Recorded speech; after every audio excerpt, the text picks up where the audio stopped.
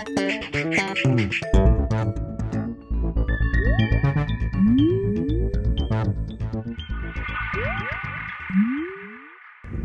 everyone and welcome to The Vortex, where lies and falsehoods are trapped and exposed, coming to you from Rome this week. The spirit of Vatican II has had an awful lot of discussion points in the last 50 years or so since the close of the Council. The spirit of Vatican II has been more like a specter haunting the Church.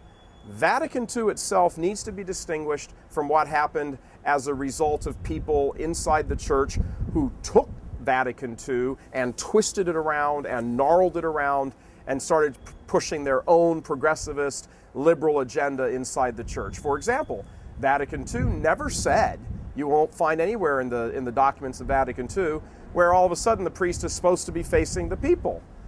The priest, or the celebrant, has always in the history of the Church faced the east, what we call ad orientem, facing the east, towards the east, because that's where the Christians, the first Catholics, always faced that way, because that's where the sun rises, and the sun rising represents Christ, rising from the dead, and coming back on the last day. That's why it wasn't a question of the priest with his back to the people. It was the priest and the people facing the same direction.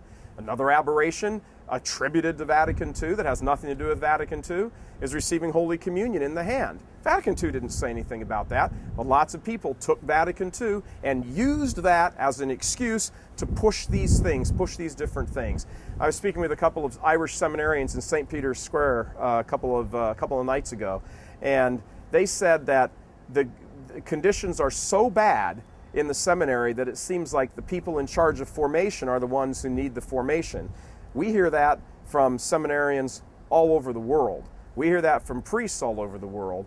And we also understand, as some people have shared with us, that many of the bishops today, not just in America, but all around the world, are sort of victims of the spirit of Vatican II training that they received in seminary.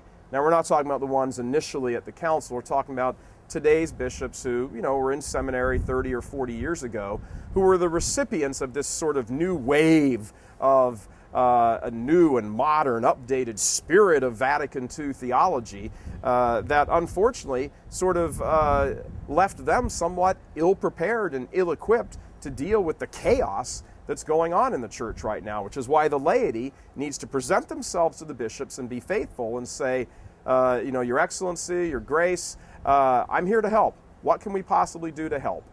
This is the role of faithful Catholics today, to step up and say, I see the Church in need. Here I am, Lord. What can I do?